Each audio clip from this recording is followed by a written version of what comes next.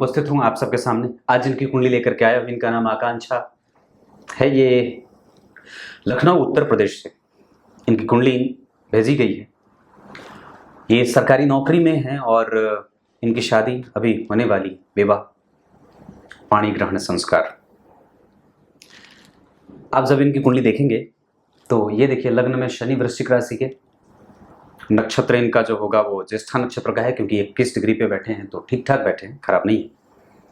चंद्रमा धनु राशि के बैठे हैं, जिसके अधिपति गुरु उनको देख रहे हैं 5वीं दृष्टि के बाद 7वीं और 9वीं दृष्टि से चंद्रमा पे। मतलब अगर ये बहुत अच्छी बात हो, ध्यान से समझिएगा, बहुत आराम से बनाएंगे और पढ़ेंगे। तो मैंने क्या बात कही कि चंद्रमा जो है वो जिस राशि में बैठे हैं उस राशि का अधिपति गुरु उन्हें देख रहा है। और बहुत अच्छा सूत्र ये होता है कि जो भी आपकी राशि है, अगर उस राशि के अधिपति उसको देख लें, मतलब चंद्रमा को, या वो उससे चौथे बैठे हो राशि के अधिपति, जैसे मान लीजिए गुरु इनकी राशि के अधिपति बनते हैं, तो गुरु या तो यहाँ बैठे होते, या तो गुरु यहाँ बैठे होते, या तो गुरु यहाँ बैठे हैं, केंद्र या त्रिकोण का संबंध बन जाता है तो राशि को बल मिलता है। तो चंद्रमा जो है वो यहाँ पे 0 डिग्री के हैं, मतलब पक्ष का बल तो चाहे जैसा भी हो, वो तो आगे उस पर चर्चा करेंगे, पर 0 डिग्री के हैं, मतलब कमजोर हैं डिग्री वाइज, और मूल नक्षत्र के बैठे हैं, इस वजह से कंफ्यूजन देते हैं। और कई बार व्यक्ति के जीवन में हर दूसरे तीसरे वर्ष पे, या मंगल का जब भी गोचर जो है वो सिंह राशि से होता है, क्योंकि शुक्र के साथ मंगल जब बैठते हैं या तो मंगल का बल टूट जाता है, या फिर कई बार जब सूर्य बैठ जाते हैं तो शुक्र के कारण वो कंफ्यूज हो जाते हैं। तो मंगल जो है वो यहाँ पे कमजोरी का कारण तो नहीं, लेकिन थोड़े से अपने प्रभावों से कमजोर हो जाते हैं। हालांकि ये वृश्चिक लग्न की कुंडली है, जहां व्यक्ति सरकार से जुड़ करके काम करेगा, और सरकार से जुड़ करके काम करने के साथ साथ व्यक्ति की कुंडली में सूर्य, मंगल, चंद्रमा, गुरु, ये कुछ ग्रह अच्छे हो जाएंगे, मतलब इनकी स्थितियां जन्म कुंडली में अच्छी बनेंगी। चौथे भाव के और तीसरे भाव के अधिपति शनि लग्न में बैठे, इस वजह से व्यक्ति को माता से हमेशा ही सुख मिलता रहता है। माता इनके जीवन में बहुत महत्वपूर्ण होती है, और ये थोड़ी गंभीर भी होती है, शुद्ध बोलने वाली और स्पष्टवादी। हालांकि जीवन में जो है वो हर, मैंने वही बात कही, दूसरे तीसरे वर्ष पे 45वें, 46वें, 52वें आयु अच्छी होगी, क्योंकि शनि लग्न में बैठे हैं तो कम से कम 75 से ज़्यादा ही आयु होती है, 75 से 80 वर्ष की आयु मिल जाती है। पंचम भाव में राहु का बैठना, मीन राशि के राहु तटस्थ होते हैं, त्रिकोण के राहु अच्छे होते हैं, उसके ठीक आगे गुरु बैठे हैं, यह अच्छा होगा। उस राहु से ठीक 4 घर पीछे चंद्रमा बैठे हैं, यह अच्छा होगा। उस चंद्रमा से ठीक 4 घर आगे राहु बैठे हैं तो चंद्रमा को कमजोरी मिलेगी, और चंद्रमा के ऊपर किसी शुभ ग्रह का प्रभाव है, मतलब गुरु देख रहे हैं तो ये अच्छी बात है। उस चंद्रमा के ऊपर किसी पाप ग्रह का कोई प्रभाव नहीं, ये बहुत अच्छी बात होगी, आदि आदि चीजें। और राहु के ऊपर मंगल की दृष्टि पड़ जाएगी 8वीं, मतलब चौथी दृष्टि लग्न पे, तो अपने ही राशि के अधिपति होकर के अपने राशि को देखेंगे तो लग्न को बल देंगे। लेकिन वो शुक्र के साथ बैठे हैं तो कामोत्तेजक भावनाएं कई बार बढ़ जाती हैं, पर इतना होने के बावजूद भी व्यक्ति के दाम्पत्य में विलंब होता है, क्योंकि द्वितीय भाव के अधिपति जहां से संबंध आते हैं विवाह के लिए, वो देखिए 6ठे भाव में बैठे हैं, और उनके ठीक 4 घर आगे का भाव खाली, और उनके ठीक 4 घर पीछे का भाव खाली, मतलब वो जो ग्रह जहां बैठा है उसका सुख भाव कमजोर है, इस वजह से द्वितीय भाव थोड़ा कमजोर होगा। ये सूत्र है। क्या है सूत्र? जिस भाव का अधिपति, चाहे किसी भी भाव का अधिपति हो, और वो जहां बैठा है, अगर उससे 4 घर आगे घर खाली है, और अगर उससे ठीक 4 घर पीछे वाला भी घर खाली है, तो वो ग्रह जहां का अधिपति होता है, जहां का अधिपति होता है, इस भाव का बल कमजोर हो जाता है। मतलब क्या है कि अब विवाह के लिए जो रिश्ते आएंगे वो कई बार देर से, विलंब से, या विवाह देर से होता है, या पिता का सुख या पिता का भाव, पिता का प्रभाव थोड़ा कमजोर हो जाता है। लेकिन पिता भाव का जब आप विश्लेषण करने चलते हैं तो क्या चीज सामने आती है कि 4 घर एक साथ बैठे हैं, 4 ग्रह एक साथ एक ही घर में बैठे हैं, और कुंडली के जितने भी नवग्रह हैं उसमें से 7 ग्रह, कम से कम 4 ग्रह यहाँ, 5वां यहाँ, 6वां यहाँ और 7वां यहाँ, मतलब कुंडली के 1, 2, 3, 4 ही घर में सारे ग्रह बैठे हों तो इसे केदार योग कहते हैं। हालांकि इसे अच्छा कहा जाता है, जो व्यक्ति को सरकारी क्षेत्र का लाभ और पिता के सुख और संपत्ति का लाभ देता है, पिता से व्यक्ति को लाभ मिलता है। और दरअसल वो इसलिए भी मिलता है क्योंकि सूर्य यहीं बैठे हैं और मंगल के साथ बैठे हैं, बुध के साथ बैठे हैं और शुक्र के साथ, तो सूर्य बुध शुक्र। अब जब गौर करेंगे आप तो सूर्य बुध और शुक्र, मंगल, मतलब कौन कौन यहां बैठ गया? चलो ये तो ठीक है कि सूर्य यहां बैठ गए, पर 12वें भाव के अधिपति और 7वें भाव के अधिपति मारक ग्रह भी यहीं बैठ गए। मंगल यहां बैठे हैं जो कि इस कुंडली के लिए लग्नेश होने के साथ साथ रोगेश भी होते हैं, तो व्यक्ति को रोग व्याधि भी देंगे, पेट से संबंधित समस्या, गैस्ट्रिक, अपच, एसिडिटी, कब्जियत आदि की समस्या देते रहेंगे, गले से संबंधित समस्या हो जाती है, कई बार गड़बड़ी होती है। उसके बाद यहाँ शुक्र बैठ गए तो व्यक्ति अपने जन्म स्थान से थोड़ा दूर, हालांकि केंद्र में जो राशियां बनी हैं 2, 5, 8, 11 ये, या फिर आप जब यहाँ देखते हैं तो 9 में यहाँ पे भी जो स्थिति बन रही है वो क्रमशः व्यक्ति को बहुत ज़्यादा दूर नहीं जाने दे। हालांकि व्यक्ति को नहीं ही जाना चाहिए या नहीं जाना पड़ता है, वो कम से कम अपने रूटेड होता है, वो अपने रूट से जुड़ा होता है। तो ये बात आपने यहाँ तक देख ली। अब इस कुंडली को और भी समझते हैं। जैसे इनकी कुंडली का जो लग्न बना है वो 8 डिग्री 29 कला का बना है, अनुराधा नक्षत्र के दूसरे चरण का ये जन्म होगा।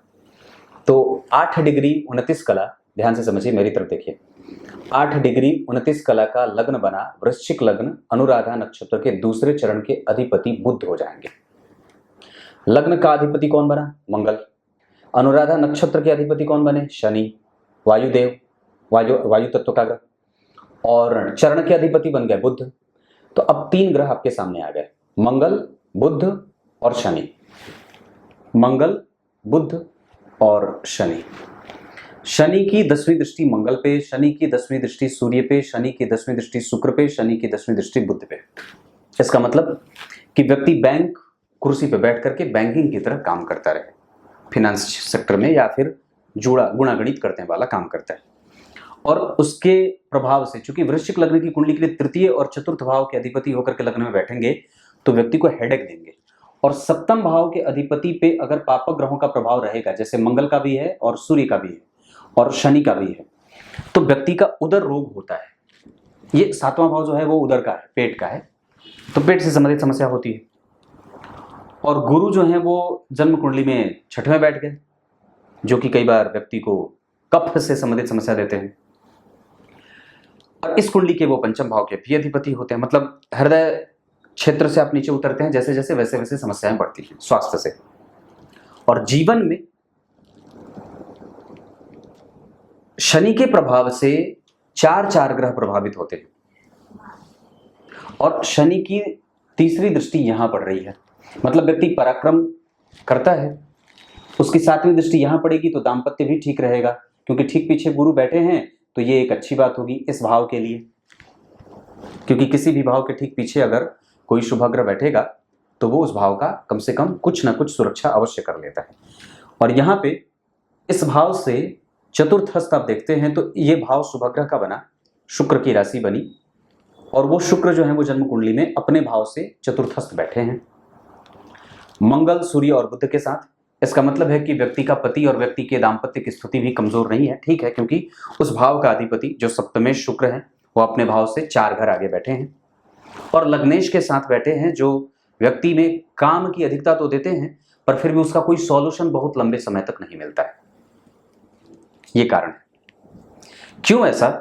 क्योंकि द्वितीय भाव के अधिपति को देखिए, किसी भी शुभ ग्रह ने नहीं देखा है, किसी भी शुभ ग्रह का कोई प्रभाव नहीं है, और ना तो द्वितीय भाव पे किसी शुभ ग्रह का कोई प्रभाव है गुरु को छोड़ करके। हालांकि ये सबसे अच्छी बात होगी कि कम से कम इस भाव के अधिपति ने उस भाव को देख लिया है, यानी कि द्वितीय भाव देर से ही सही पर एक अच्छा परिणाम देता हुआ दिखेगा। तीसरे नंबर पे जो इनकी कुंडली में आप जब देखेंगे तो 10वें स्थान पे सूर्य, मंगल, बुध और शुक्र सब बैठे। इसका मतलब है कि वहां पे कई सारे ग्रहों का प्रभाव पड़ा है, और बहुत सारे ग्रहों के प्रभाव में शनि का प्रभाव भी घुस रहा है, गुरु का प्रभाव भी वहां प्रभावित कर रहा है। इसका मतलब ये निकलता है कि वो भाव कम से कम 7 ग्रहों का दंश झेलेगा। 4 ग्रह यहाँ, 5वां यहाँ, 6वां यहाँ, और कम से कम आप जब गौर करेंगे उसके ऊपर तो आप ठीक उसके आगे केतु बैठे, ठीक उसके आगे केतु बैठे, यानी कि इसका मतलब है कि 4 और 2 6। तो सबसे ज्यादा प्रभावित होने वाला क्षेत्र कौन सा रहा कुंडली का? क्योंकि जिस भाव पे बहुत ज्यादा ग्रहों का प्रभाव होता है तो भाव तिल मिला जाता है, क्योंकि वो कहीं ना कहीं तो अतिरेक की स्थिति में जाएगा। तो ये स्थिति जन्म कुंडली में यहां दशम स्थान को झेलनी पड़ रही है। जो इनका पौरुषत्व है, पुरुषार्थ है, जो इनका बल है, ये बात यहां तक मैंने बताई। अब आप लोगों को एक बात और बताता हूं। हमारे यहां, मैं बिहार में हूं,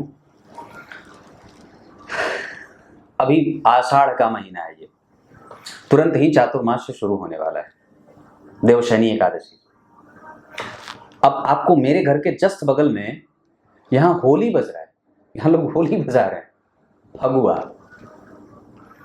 मतलब सच में जो है वो, मैं अब आपको एक बात बताऊं, दरअसल आप जब इनके यहां जाएंगे कि भैया बंद कर दो, तो यहां लोग पता है क्या कहते हैं, मुझे जो मन सो बजाऊंगा और जितनी तीव्र साउंड करूं मेरी मर्जी।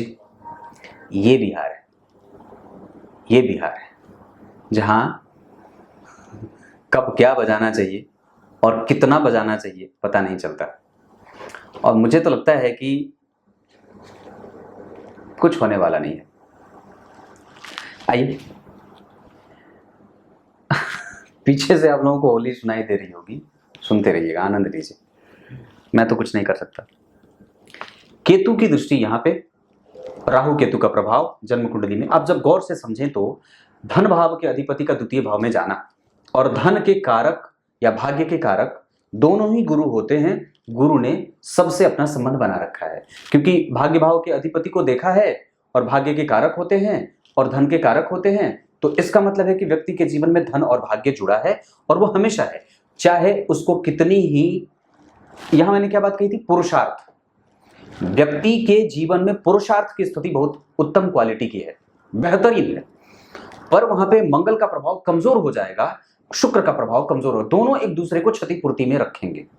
कारण, क्योंकि दशम स्थान में आप जब गौर करेंगे तो मंगल की डिग्री 12 है, सूर्य की डिग्री 15 है और बुध की डिग्री 27 है और शुक्र की डिग्री 18 है।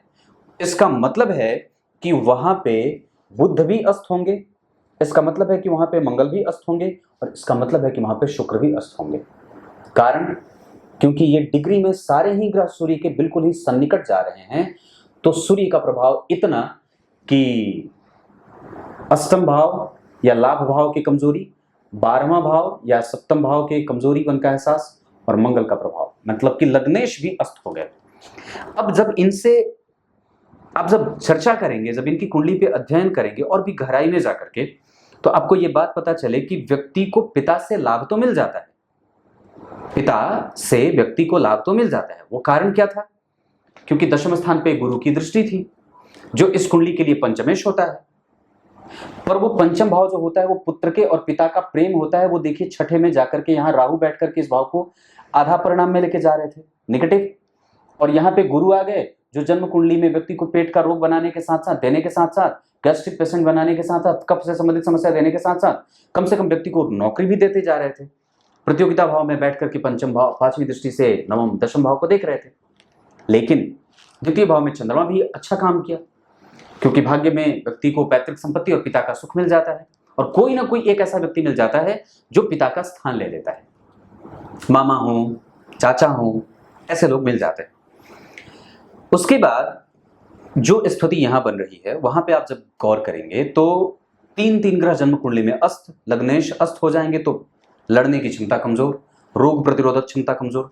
अब आपको मैं यहां तक रोक करके, इनके साथ पॉलिटिक्स होता रहे, राजनीति होती रहे और आसपास के लोग विपक्ष में बहुत जल्दी खड़े हो जाते हैं, पर ऐसा डरने की कोई बात मैं महसूस नहीं करता, क्योंकि आपकी कुंडली में सूर्य बढ़िया है, कम से कम उनके पास बल है। लग्नेश को अस्त अगर उन्होंने नहीं करा होता तो आपको किसी से डरने की कोई आवश्यकता और भी नहीं होती। पर मैं एक बात बताऊं, गुरु की दृष्टि दशम भाव पे है, दशम भाव के अधिपति दशम भाव में बैठे हैं और चंद्रमा द्वितीय भाव में बैठे हैं। डरने जैसी कोई बात नहीं है और अपना प्रभाव बढ़ा करके रखिए। मैं आपको एक मंत्र भेजूंगा, उस मंत्र का आप जप करते रहिएगा, सारे किनारे हो जाएंगे। आपकी कुंडली भाद्रपद माह में जन्मे हैं आप, ये बहुत अच्छा होता है। दक्षिणायन में जन्मे, इस वजह से आपका साहस, बल और पराक्रम थोड़ा कम है, इम्यून कमजोर है, उसको और भी बिल्डअप करिए। शरद ऋतु में जन्मे हैं, थोड़ा आलस्य रहता है पर दूसरों के लिए, अपने काम के लिए नहीं। बुधवार को जन्मे हैं, आप अपनी बुद्धि का इस्तेमाल करिए और तिकड़म भिड़ाइए, किसके साथ कैसा बर्ताव करना है और किसके साथ नियमबद्ध होकर के, क्योंकि आपके ऊपर काम का प्रेशर भी रहेगा कि काम करो या ज्यादा काम करो। शुक्ल पक्ष के नौमी तिथि के हैं, आपकी नौकरी जाने वाली नहीं है। शुक्ल पक्ष के नौमी तिथि के चंद्रमा शुभग्रह होते हैं, आपके पास सरकार का सपोर्ट हमेशा रहेगा, क्योंकि सूर्य के ऊपर शनि का दबाव है, मतलब राहु का प्रभाव नहीं है। राहु ने सूर्य को नहीं देखा है, गुरु ने सूर्य को देखा है, शनि ने सूर्य को देखा है। उसने तो आपको नौकरी दी है, पर वो छीन नहीं सकता, वो राजनीति कर सकता है, मतलब नौकरी जाने के संकेत बिल्कुल भी नहीं है। मूल नक्षत्र में जन्मे हैं, इस वजह से ये समस्याएं तमाम तरीके की आती हैं, जहां पिता का सुख, माता पिता धाम, ये सब थोड़े थोड़े नेगेटिव भाव के साथ होते रहते हैं और जीवन में समस्याएं बनी रहती हैं। इससे आप मुक्त होने के बारे में ना तो प्रयास करिए, मैं सिर्फ आपको अपने लेवल पे काम करने को कह रहा हूं, जहां आप दूसरों के बारे में बिल्कुल भी चिंता करने की कोई आवश्यकता महसूस ना करिए और खुद को मजबूत कैसे बनाना है इस पे फोकस करने की आवश्यकता है, क्योंकि आपकी कुंडली का सूर्य, आपकी कुंडली का गुरु और आपकी कुंडली के चंद्रमा और आपकी कुंडली का लग्न वो ठीक है, लग्न कमजोर नहीं है, ठीक ठाक है। चरण के अधिपति जो है वो जैसे मंगल हुए, शनि हुए, बुध हुए, ऐसी अवस्था में बुध की दशा अच्छी जाती है, शनि की दशा ना चाहते हुए भी अच्छी जाएगी, मंगल की दशा अस्त होने के कारण थोड़ी कमजोर हो सकती है। हालांकि आपकी कुंडली में जो जितनी भी समस्याएं हैं, आप लोग यहां फिर से आप लोगों को बता दूं कि मैंने कई बार ये बात कही है कि जब कभी भी कुंडली में शनि और मंगल का संबंध बनता है तो कुंडली निगेटिव अप्रोच करती है, कमजोर होती है, चूस ली जाती है, छिन्न भिन्न होती है, क्योंकि शनि ने मंगल को देखा था, मंगल ने शनि को देखा है। आप यहां भी ये चीज बिल्कुल ही सामने प्राकट्य उसका हो रहा है कि शनि मंगल का संबंध जब लग्न कुंडली में बन जाता है तो व्यक्ति को कई तरीके से प्रताड़ित और परेशान करने वाला बना देते हैं। व्यक्ति प्रेमी है, इससे झगड़ा करने का कोई मतलब किसी को नहीं होना चाहिए। क्षत्रिय वर्ण और राक्षस गण के होने के कारण व्यक्ति के पास कैपेसिटी बहुत अच्छी है, उसका कन्विंसिंग जो पावर है वो बहुत अच्छा है, कम्युनिकेशन बहुत अच्छा है, इंटरनेट और जो सोशल इंजीनियरिंग है वो बहुत अच्छा है। व्यक्ति प्रबुद्ध है, मजबूत है, तार्किक है, समझदार है, बुद्धिमान है, यशस्वी है, ज्ञान से संपन्न है। क्यों? कारण क्या है? मैंने ऐसे ही बोल दिया? नहीं, गुरु ने सूर्य को देखा, गुरु ने बुध को देखा, गुरु ने मंगल को देखा, गुरु ने शुक्र को देखा। ये सारी जगह से व्यक्ति को शुभ देने, शुभ लक्षणों से युक्त रखने वाले बन रहे। हालांकि ये तीनों ग्रह मंगल, शुक्र और बुध अस्त अगर नहीं हुए होते तो क्रमशः ये जिन जिन भावों के अधिपति हैं उनके और भी परिणाम अच्छे देखने को मिल सकते थे। अब आपको मैं नक्षत्र पे लेके आता हूं। सूर्य इनकी कुंडली में जिस नक्षत्र में बैठे हैं उसके साथ व्यक्ति पद को प्राप्त करता है। चंद्रमा जिस नक्षत्र में बैठा है उसके कारण व्यक्ति का इम्यून और व्यक्ति के बड़े ही सोबर नेचर का और बहुत ही शांत किस्म का बना देते हैं। व्यक्ति का ज्ञान पक्ष अच्छा होता है और व्यक्ति को हमेशा ही लाभ की स्थिति में देखा जाता है। सूर्य का चंद्रमा से नवम पंचम में जाना अच्छा माना जाता है। मंगल जो है वो जन्म कुंडली में आपको कंफ्यूज कर रहे हैं और आप पे ही प्रश्न चिन्ह लगवा देते हैं, ऐसा आपको लगता है, जबकि ऐसा है नहीं। बुध आपकी कुंडली में जिस नक्षत्र में बैठे हैं उसके आधार पर आपको बुद्धिमान और आपको तार्किक, गणना से युक्त और तर्कशीलता से युक्त बना रहे हैं। आपको उसका लाभ लेना चाहिए और उस पर आपको फोकस अपना बढ़ाना चाहिए। गुरु आपकी कुंडली में आपको अनुभवी बना रहे हैं, आपके पास अनुभव है, आप उसका लाभ उठाइए। और शुक्र आपकी कुंडली में जिस स्थिति में बैठे हैं उसके आधार पर वो आपको पद दे के रहे हैं। आपके पद और आपके गरिमा पे कभी भी कोई आंच और लांछन नहीं लगने वाला है, आप निश्चिंत रहें।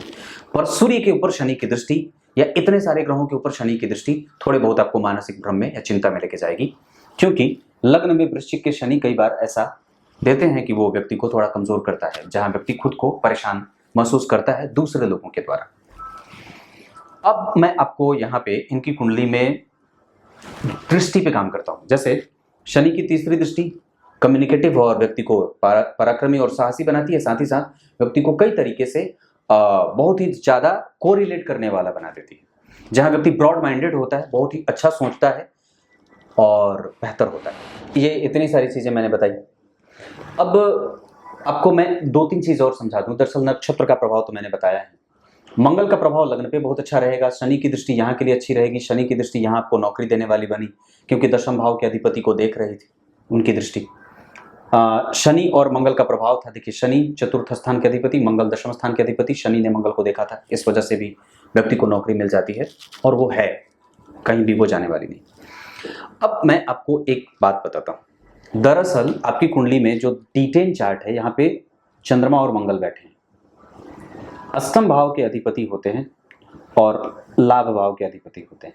दरअसल ये जो दोनों है ना, ये आपको मानसिक रूप से दरिद्र बनाने का काम कर रहे हैं।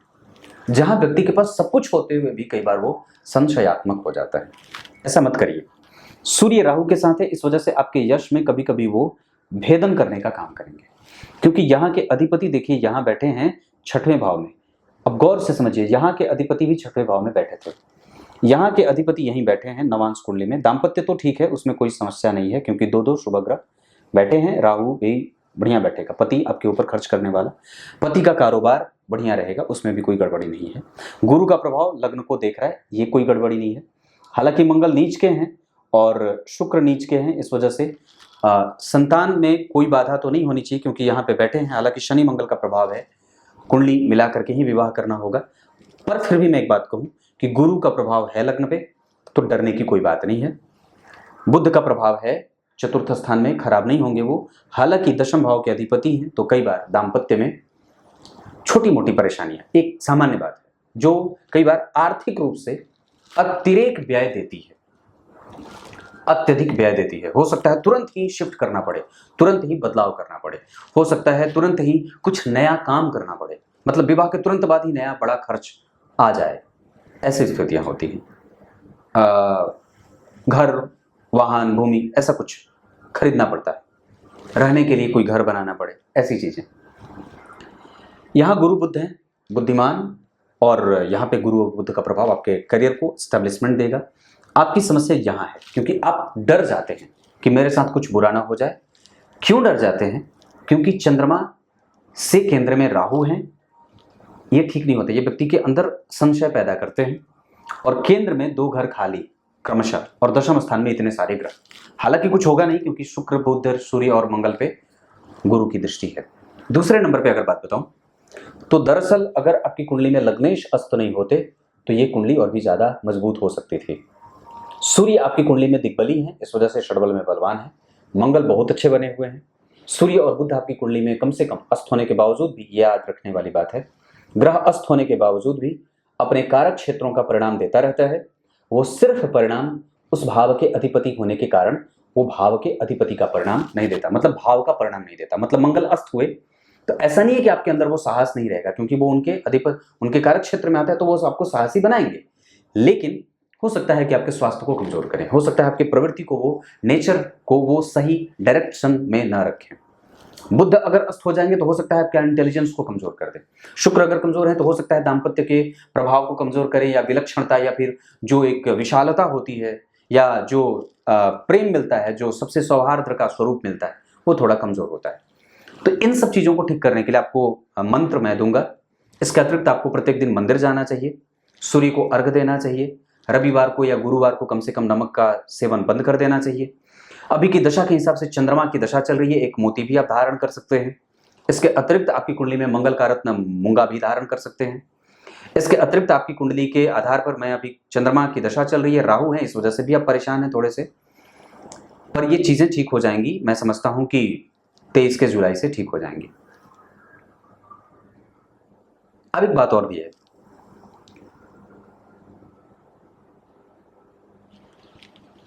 यहां मंगल नीच के हैं जो आपकी कुंडली के षष्ठे अष्टमें से, और गुरु जो है वो वृषभ राशि में बैठे हैं, जिसके ऊपर गौर करिए राहु की दृष्टि है। राहु और गुरु का परस्पर संबंध यहाँ है। पति को कहिएगा पूजा पाठ किया करे, और पूजा पाठ में भरोसा रखे, मंदिर साथ जाइए, मंदिर, और अपने गुरुजनों का आशीर्वाद लीजिए। गुरु के ऊपर किसी भी शुभ ग्रह का कोई प्रभाव नहीं है। गुरु से चंद्रमा नवम पंचम के संबंध में है, इसे अच्छा कहा जाता है। नवमांश कुंडली में भी गुरु और चंद्रमा का संबंध जो है वो द्विद्वादश का हो रहा है। पति जो होगा वो थोड़ा जिद्दी या अपने मन का करने वाला हो सकता है, कंफ्यूजन वाले स्टेट में थोड़ा सा वो रहने वाला हो जाता है, खर्चीला व्यक्तित्व होता है, और गंभीर होता है, भारी होता है, गंभीरता, थोड़ी गंभीर या थोड़ा कम बोलने वाला, ऐसा होता है।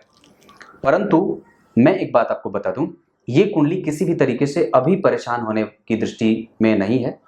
ये ग्रह अस्त हो रहे हैं, इस वजह से ये परेशानी बन रही है। वस्तुतः आपको मैं एक बात बताऊं कि भाग्य भाव के अधिपति पे गुरु की दृष्टि है, भाग्य भाव से केंद्र में गुरु बैठे हैं, ये अच्छी बात होती है क्योंकि उच्च के यहाँ पे गुरु की उच्च राशि बनी है, कर्क राशि में गुरु उच्च के होते हैं और वहां से वो केंद्र में बैठे हैं, जिसे अच्छा माना जाएगा। जन्म कुंडली में छठे भाव के अधिपति पापग्रह अपने भाव से पंचमस्थ मित्र की राशि में ठीक बैठे हैं, पर यहाँ पे 3 ग्रह अस्त हुए हैं, इस वजह से थोड़ी सी परेशानी आपको ज्यादा झेलने को मिल रही है। इस वजह से अपने सूर्य के बल को बढ़ाने की आवश्यकता है और गणेश जी के मंत्रों का या संकटनाशक गणेश स्तोत्र या शिव जी के मंदिर की पूजा या शिव जी के मंदिर का दर्शन या शिव जी को दूध दही जल अक्षत आदि से पूजित करते रहिए। सफेद पुष्प की माला अर्पित करिए और तांबे के पात्र में काला तिल अर्पित कर देना चाहिए या किसी ब्राह्मण को दान कर देना चाहिए। आने वाले दिनों में मैं कुछ उपाय और भी लोगों को बताने वाला हूं कि समस्त ग्रहों के प्रभावों को और उनके दुष्परिणामों को कमजोर करने का कैसे और क्या साधन हो सकता है। ये आपकी कुंडली है। और भी बातें बता देता हूं। आपकी कुंडली में सूर्य हमेशा ही अच्छे परिणाम देंगे, चंद्रमा 25% का परिणाम देंगे, यानी कि आपकी कुंडली में भाग्य का बल 25% है, हालांकि फिर भी वो ठीक है, वो आपको धन देता रहेगा। मंगल आपकी कुंडली में 100% का परिणाम करेंगे अस्त होने के बावजूद भी। बुध आपकी कुंडली में आपके याद करने की क्षमता को, चमड़े से संबंधित समस्या को, नेत्र से संबंधित समस्या को बढ़ाने वाले बन रहे हैं। उदर रोग होता है, इसका कंट्रोल करना होगा और किसी भी तरीके से उसके साथ नाफरमानी बर्दाश्त नहीं करनी चाहिए। गुरु आपकी कुंडली के लिए 25% का परिणाम करेंगे और आपकी कुंडली के लिए वो अच्छे होते हैं। वो आपके लिए हमेशा ही शुभदायी और आपको परेशानियों से मुक्ति देने में और उनकी दशा जैसे आएगी आपके समस्त प्रकार के विकारों का शमन हो जाता है, मतलब अच्छाइयाँ हो जाती है। शुक्र आपकी कुंडली में अच्छे नहीं होते, इस वजह से अपने व्यय और अपने अनियंत्रित व्यय पे नियंत्रण रखने की आवश्यकता होगी। शनि आपकी कुंडली के लिए 50% का परिणाम करेंगे, मतलब उनका एक्टिव होना बहुत ज्यादा अच्छा नहीं होगा इस कुंडली के लिए, क्योंकि वो इस कुंडली के लिए अच्छे नहीं होते। इस वजह से हमें बजरंग बली की पूजा, उनके मंदिर का दर्शन वगैरह कभी कभी हो सके तो अवश्य कर लेना चाहिए। उनकी कृपा में, उनकी कृपा को प्राप्त करने के लिए नमस्कार प्रणाम अवश्य कर लेना चाहिए। साष्टांग न हो, साष्टांग तो नहीं कर सकते, आप महिला हैं तो कम से कम झुक करके प्रणाम अवश्य कर लेना चाहिए। शनि के बाद राहु और केतु आपकी कुंडली के लिए ये आपको हमेशा ही जब जब कभी भी आपकी कुंडली में कष्ट देने वाले ग्रह कौन कौन से बनेंगे, राहु और केतु। इसके बाद आपकी कुंडली में मंगल भी परेशान करते हैं और शुक्र भी परेशान करते हैं। मंगल इस वजह से कभी कभी परेशान करते हैं क्योंकि वो शुक्र के साथ बैठ रहे हैं और शुक्र आपकी कुंडली में वैसे भी अच्छे नहीं होते, मारक होते हैं। इस वजह से कई बार ये नेत्र से संबंधित और नेत्र की ज्योति को कमजोर करने वाला प्रभाव दिखा देते हैं, जहां आंखों से लगातार नेत्र में से पानी गिरने की स्थिति होती है। अगर वो नहीं है तो ठीक है, अगर है तो इसे ध्यान देना होगा। आपकी कुंडली में ये बात मैंने इतनी सारी बताई। दाम्पत्य ठीक है, शनि है, मित्र की दृष्टि से देख रहे हैं, इसके ठीक पीछे गुरु बैठे हैं। शत्रुओं से डरने की आवश्यकता नहीं, आप अपने ज्ञान के बल पे अपने शत्रुओं का शमन और दमन करेंगे। छोटी मोटी परेशानियां आपको मूल नक्षत्र में जन्मे होने के कारण मिल रही हैं, इससे बहुत ज्यादा चिंतित और परेशान होने की बात नहीं है। एक मंत्र दूंगा, सारा काम बनेगा। आपको दरअसल मैं इस कुंडली को और भी देख करके थोड़ी सी बात और बता दूं। आप यहां जब देखेंगे तो चंद्रमा अष्टम में बैठे हैं और यहाँ पे जब आप देखेंगे तो चंद्रमा जो है वो अस्त में इसके साथ बैठे हैं और यहाँ सूर्य राहु के साथ। यहाँ सूर्य जो है वो किसी के संपर्क में नहीं है पर शनि की दृष्टि है और यहाँ गुरु अष्टम छठे में और चंद्रमा 0 डिग्री के। मतलब क्या चीजें निकल के आती हैं, चंद्रमा के पास यहाँ बल नहीं, गुरु के पास थोड़ी सी कमजोरी, यहाँ चंद्रमा के पास बल कमजोर, पंचमेश का छठे में जाना, पंचमेश का छठे में जाना, चंद्रमा का अष्टमेश के साथ बैठना और यहाँ पे शुक्र का नीच होना, मंगल का नीच होना, शुक्र मंगल का नीच होना और ये इतनी जो समस्याएं बनी है। और षड्बल में चंद्रमा सबसे ज्यादा कमजोर, जो व्यक्ति को तुरंत ही डरा देता है, स्वप्न दिखाता है, व्यक्ति बहुत ही ज्यादा बीमार हो जाता है। मतलब हमें सबसे ज्यादा आवश्यकता इस कुंडली को देख करके शिव जी की आराधना की है, जहां पूर्णिमा का व्रत भी आप कर सकते हैं, दूध से चंद्रमा को अर्घ दे सकते हैं या बस चुपचाप कुछ नहीं तो शिव जी के मंदिर का दर्शन अगर होता रहे तो काम बनता रहे। गाय की सेवा कर लेनी चाहिए। सोते समय गीता जी के 18वें अध्याय का पाठ अवश्य कर लिया करिए या सिद्ध कुंजिका स्तोत्र का पाठ भी अवश्य कर लेना चाहिए। ये आपकी कुंडली है। अब आपको मैं और भी कुंडली के और भी पक्ष से बता देता हूं। आपकी कुंडली में संतान का सुख है, थोड़ा विलंब हो सकता है। वाहन वगैरह का सुख आपकी कुंडली में बिल्कुल है। आप कभी भी निंदनीय चारित्रिक पतन के शिकार नहीं होंगे। आपके पास ऊर्जा है, इसको संतुलित करने का काम करना होगा। आपकी बुद्धिमत्ता कभी कभी बिल्कुल ही स्टक हो जाती है, उसको ठीक करिए। आलसी आप नहीं हैं, व्ययशील आप हैं, हालांकि बहुत ज्यादा नहीं, बस इतनी सी बात है। विद्या अध्ययन आपकी कुंडली में बहुत अच्छा रहा है और आपका टेक्निकल जो एजुकेशन है वो बहुत बढ़िया हो सकता है। कलात्मक रुचियां आपकी कुंडली में भी ठीक ठाक देख रहा हूं। भाई बहनों का सहयोग आपकी कुंडली में हमेशा मिलता रहेगा। मामा और चाचा का संबंध आपके साथ हमेशा अच्छा बना रहेगा और उनका सहयोग आपको हमेशा ही प्रभावित और आलोकित करता रहेगा। कुछ इसी तरीके से आज के कार्यक्रम का समापन करते हैं। एक बात और मैं इस कुंडली को बता दूं, सूर्य, शुक्र, राहु, केतु और बुध की दशाएं आपकी कुंडली में सामान्यतया अच्छी जाएंगी। अभी चंद्रमा के बाद सूर्य आने वाले हैं, डट के रहिए। चंद्रमा, गुरु, शनि और मंगल, इनकी दशाएं आपके जीवन में थोड़े से कष्ट को देने वाली जा सकती हैं। चंद्रमा की दशा चल रही है, एक मोती धारण कर लीजिए, एक मंत्र दूंगा और जितने भी उपाय मैंने बताए हैं वो कर लेना चाहिए। आपकी कुंडली के लिए 9 अंक अच्छा रहे। आपकी कुंडली के लिए मंगलवार और बुधवार का दिन अच्छा रहे। आपकी कुंडली के लिए कर्क राशि अच्छी रहे, मीन राशि अच्छी रहे, मीन राशि के बाद वृषभ राशि अच्छी रहे, कन्या राशि भी अच्छी रहेगी। आपकी कुंडली के लिए उत्तर पूर्व दिशा अच्छी रहे। नक्षत्रों के आधार पर अगर मैं बात कहूं तो आपकी कुंडली जिस नक्षत्र को धारण करके बैठी है उसके आधार पर आपकी कुंडली में उत्तरा, फाल्गुनी बहुत अच्छा रहे, पुनर्वसु, पुष्य ये बहुत अच्छा रहे, अश्विनी नक्षत्र अच्छा रहे। उसके अतिरिक्त आपकी कुंडली में मृगशिरा और मृगशिरा के बाद श्रवण और हस्त ये 2 नक्षत्र और भी अच्छे रहेंगे। कुछ इसी तरीके से आज के कार्यक्रम का समापन करते हैं। तब तक के लिए इजाजत दीजिए। कुछ पूछना होगा पूछ लीजिएगा, मैं हूं। तब तक के लिए बहुत बहुत नमस्कार।